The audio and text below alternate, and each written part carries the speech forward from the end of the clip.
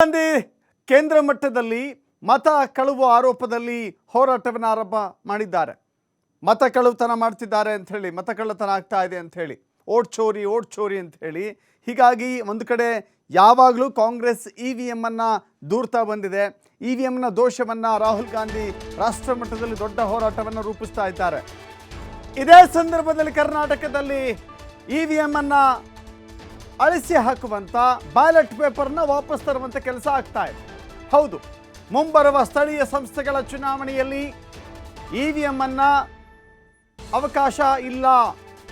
ನಿನ್ನೆ ಸಂಪುಟ ಸಭೆ ಈ ನಿರ್ಧಾರವನ್ನು ತೆಗೆದುಕೊಂಡಿದೆ. ಆ ನಿರ್ಧಾರವನ್ನು ಮುಖ್ಯಮಂತ್ರಿಗಳು ಸಮರ್ಥನೆ ಮಾಡಿಕೊಂಡಿದ್ದಾರೆ. ಬ್ಯಾಲೆಟ್ ಪೇಪರ್ಗಳಲ್ಲಿ ಚುನಾವಣೆ ನಡೆಸೋದು ನಮ್ಮ ತೀರ್ಮಾನ ಅಂತ ಹೇಳಿ ಇವತ್ತು ಮುಖ್ಯಮಂತ್ರಿಗಳು ಹೇಳಿದ್ದಾರೆ.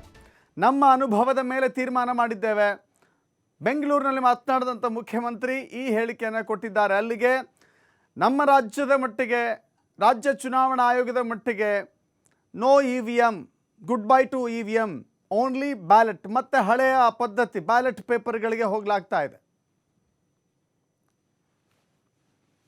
ಇವಿಎಂ ಬದಲಾಗಿ ಬ್ಯಾಲೆಟ್ ಪೇಪರ್ ಚುನಾವಣೆ ಮಾಡಬೇಕು ಅಂತಕ್ಕಂಥದ್ದು ನಮ್ಮ ಉದ್ದೇಶ.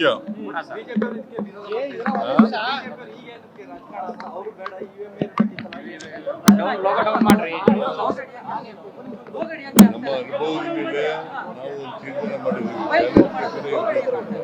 ಅನೇಕ ದೇಶಗಳು ಇವಿಎಂ ಬಂದು ಮತ್ತೆ ಬ್ಯಾಲೆಟ್ ಪೇಪರ್ ಬಂದಿರತಕ್ಕಂಥ ನಿದರ್ಶನಗಳಿದ್ದಾವೆ.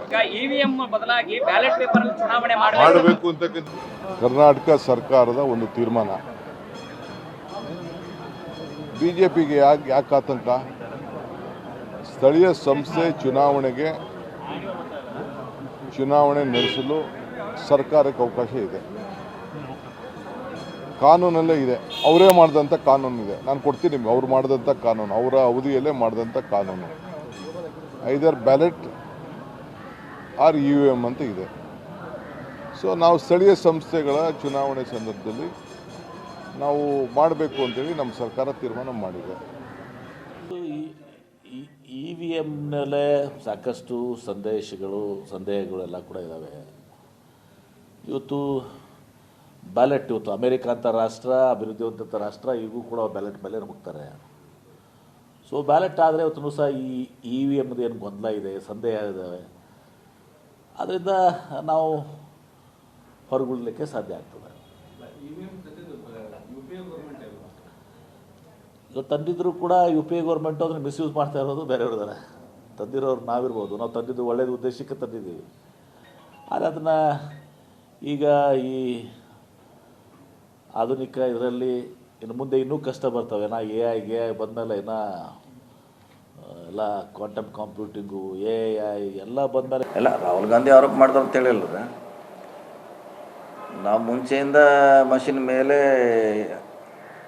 11 ವರ್ಷ ಆಯ್ತು ರೀ ಇದು ಆರೋಪ ಕೇಳ್ತಾನೆ ಇದೆ. ಇವತ್ತು ಹೊಸದಲ್ಲ. ಸಾಕಷ್ಟು ಅದ್ರ ಬಗ್ಗೆ ಟೆಕ್ನಿಕಲ್ ಡಿಸ್ಕಷನ್ ಆಗಿದ್ರೆ ಕಾರ್ಯಾಗಾರ ಮೂಲಕ ಅದನ್ನು ಪ್ರೂವ್ ಮಾಡುವಂಥ ಪ್ರಯತ್ನ ಆಗಿದೆ, ಸುಮಾರಾಗಿದೆ. ಮುಂಚೆ ಯಾವುದೇ ವಿರೋಧ ಪಕ್ಷದವರು ಅದನ್ನು ಒಪ್ತಾ ಇಲ್ಲಲ್ಲ. 11 ವರ್ಷ ಏನು 3